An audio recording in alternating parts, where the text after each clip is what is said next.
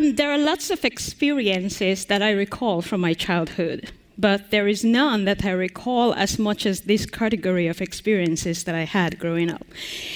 I remember as much as the buildings that were around. I remember the people. I remember the brightness of the moon. I even remember the heat of the flames when we were sitting around fires to tell stories. And those were experiences and times when my grandmother would sit everyone down and tell us stories. Now, in African communities, we have an adage that says it takes a village to raise a child.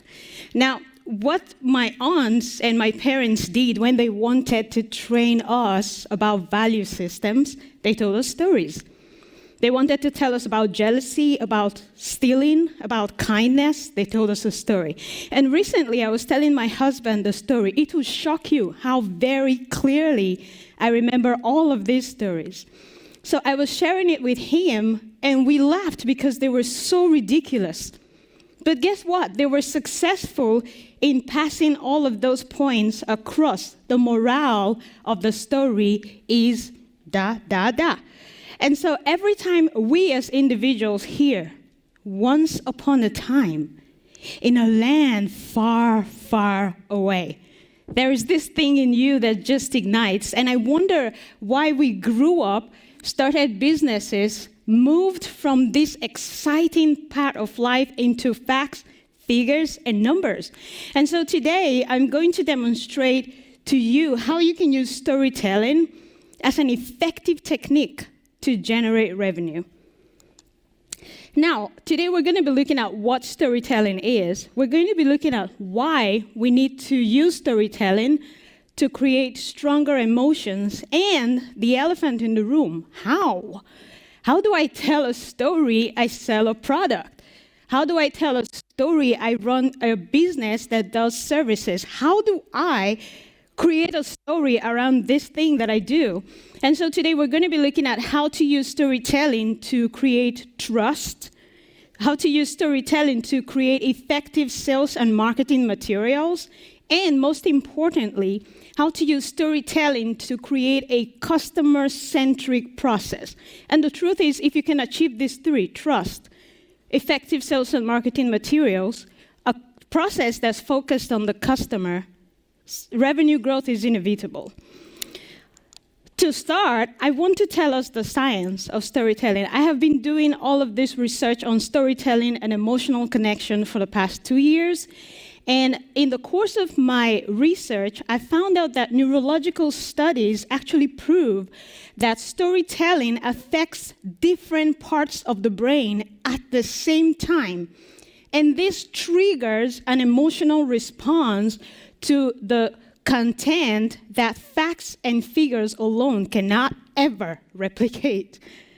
And also, neurological studies prove that when you tell a story, oxytocin is released. You don't have to think too much. When you hear oxytocin, it's also called the trust hormone. And so storytelling creates a connection between the storyteller, which is the brand, and the listener that facts and figures and logic cannot ever achieve. And also, it's proven that emotional reactions, which are a product of storytelling, are 3,000 times faster than logic and facts and figures. So people respond to a story 3,000 times faster than they would respond to a post that just talks about the proof, the benefit, and why you should get that product. Also, the brain processes information 5 times faster when you tell a story than when you just share information. Also, the persuasiveness ratio of stories to reason is 24 to 1. Do you not want your product and your services to live within this kind of data? This is where the money, the cashola, that's where it lives. And so today, I'm going to base my talk on one video that I believe effectively captures the point of storytelling.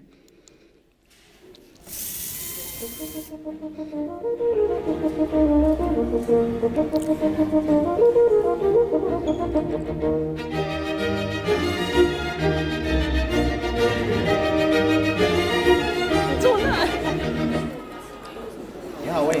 I need you to pay attention to the words that the people use in the course of this movie. 这个火是已经亮了吗？还是下面的部分有一个开关？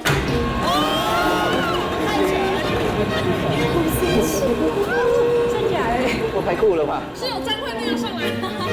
那麻烦各位拿出你的手机，拍照上传，拍照打卡。麻烦小姐先把你的手机放进去，手机放进去，真的假的？会不会热啊？没有，好像不会。你想要火力越大的时候，你就手机放多一点。哇！这样吃饭的话就不会有人玩手机。那我们手机放进去，我们就没办法滑手机。它的设计就是这个 pudding 嘛。对。滚了吗？快点哦，你不赶快放回去，我们火力不够，等一下滚不起来。其实应该可以吃的啦。先弄给小朋友好了。小汤匙。你走。很方便，先生。没有啊，快讯息要通话。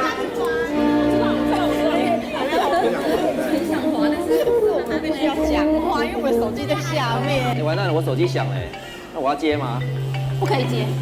是很焦虑，我的手机呢？我的手机呢？可以吃到那个菜的那个美味，把手机都放进里面的那个。只有3个人的话，火力就比较小。这一个人就不是人。就是要让单身的人找一个人来吃饭啊。大家感情应该会更融洽吧？今天吃一顿饭比一个星期说的话还要多。这都是真的，这都是真的，对。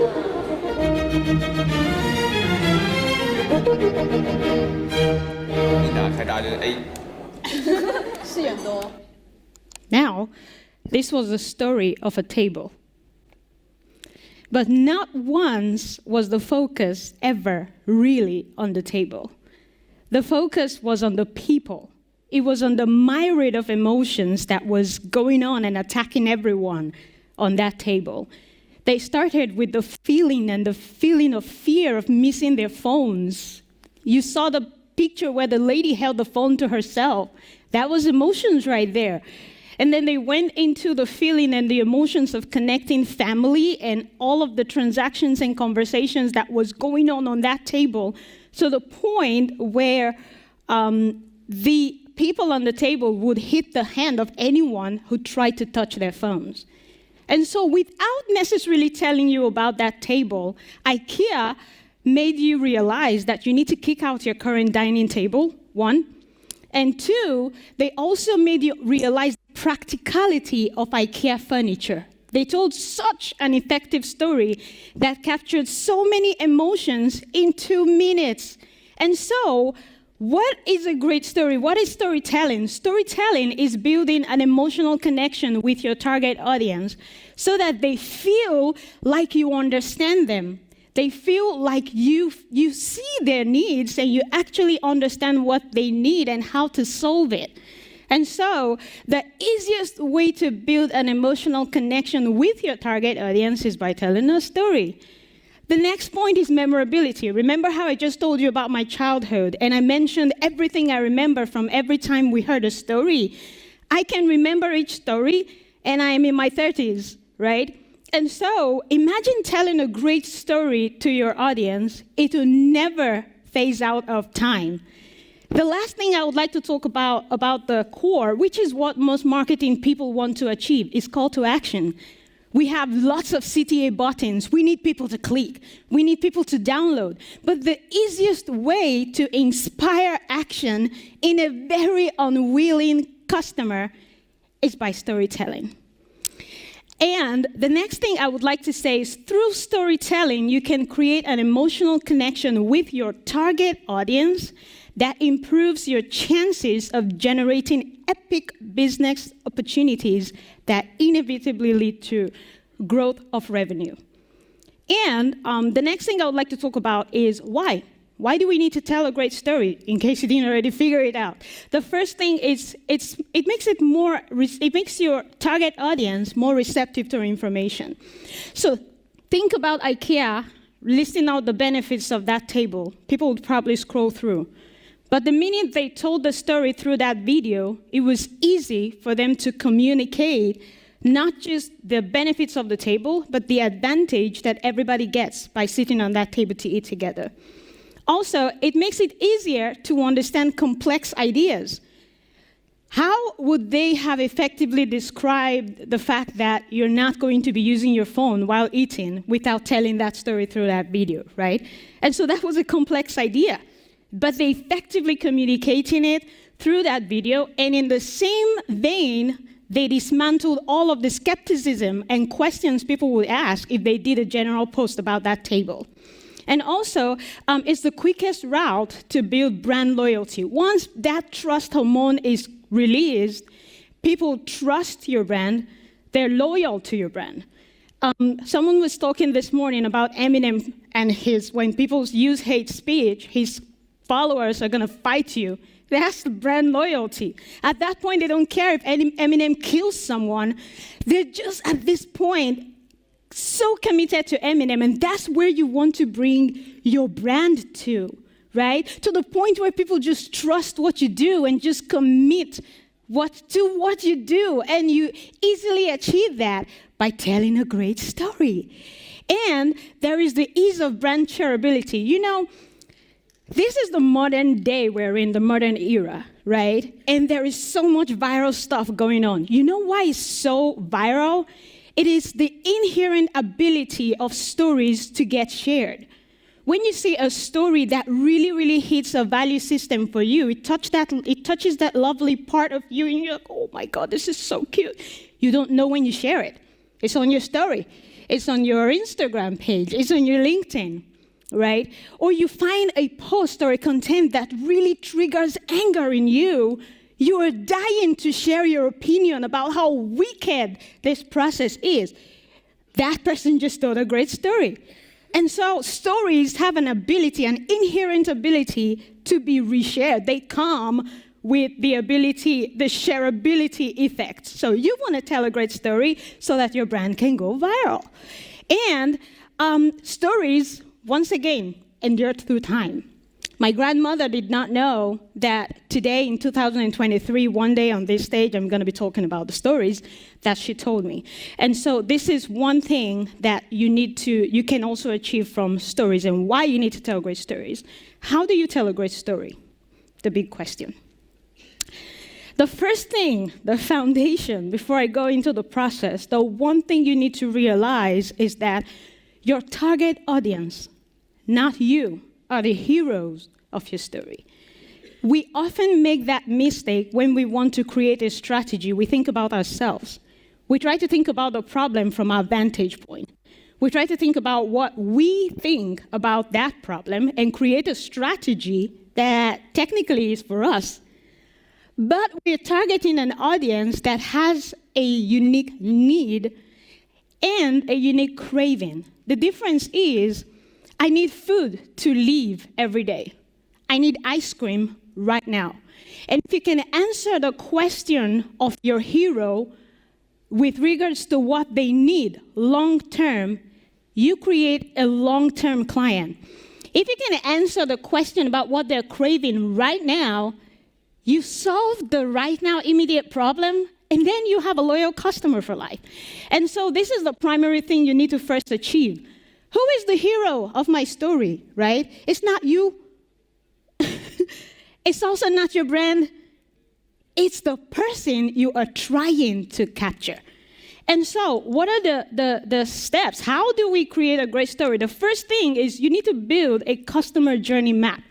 Most of us just jump into strategy. We don't pinpoint the various touch points of our customers. So where is the first place that my customer is going to find my product? Is it maybe on LinkedIn? Okay, if they're going to be on LinkedIn, what is the action I need them to take? I need them to click and go to my website. Okay, then I need to create a compelling narrative that makes them curious enough to want to click and get to my website. When they get to my website, what do I need them to hear? What do I need them to feel? Remember, emotional connection. And the minute I get them to feel that, they take the next action, which is fill the form. When they fill the form, what's the next touch point? I get on the call with them. When I'm on the call with them, what do I need them to feel while they're talking to me? Then my story and my pitch is exactly tailored in that. And so the first thing you need to do is create your customer journey map. Note where are the touch points for your customers. The next thing is you need to set goals. IKEA had 2 goals in that video. 1, make you kick out your current dining table and get this one. 2, make you come to their shop to buy other very practical products that had you in mind when they were making them.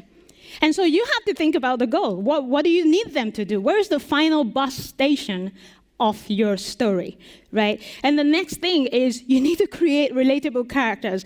In that video, IKEA captured family.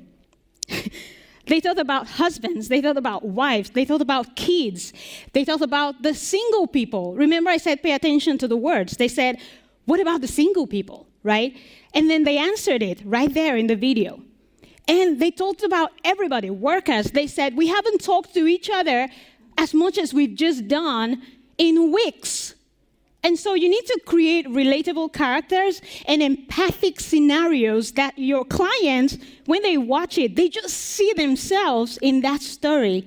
That's the next. And for me, I think this is the most important piece, actually, in how to create a compelling narrative for your business.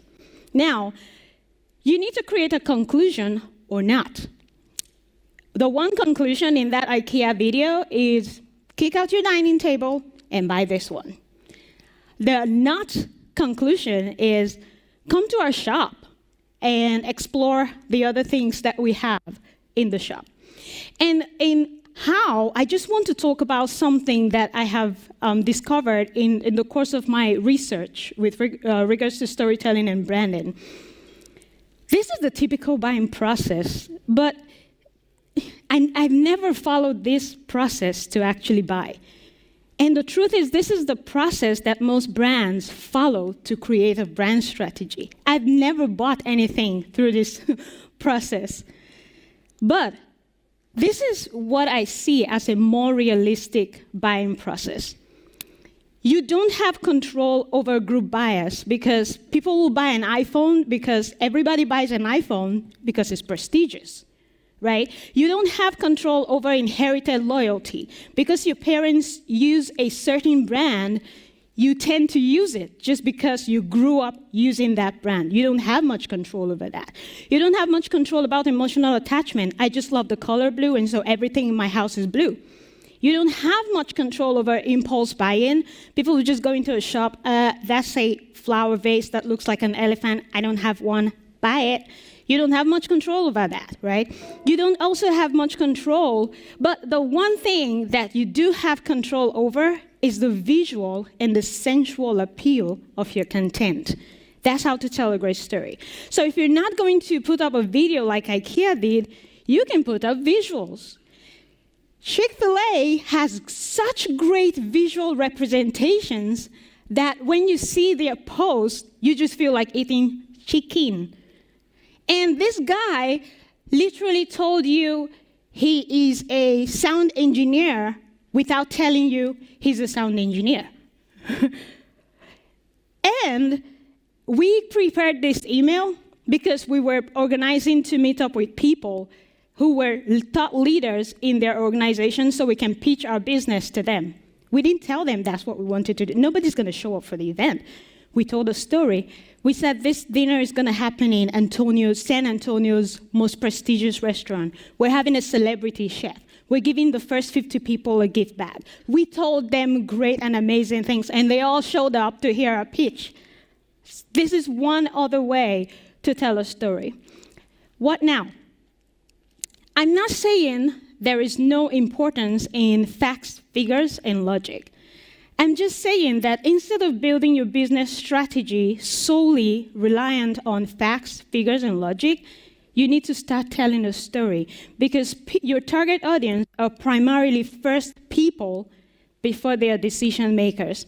Once you can build an emotional connection, you can inspire action and you can grow your revenue. Thank you so much for listening. I have come to the end of my talk. Thank you. Make some noise, Elahi.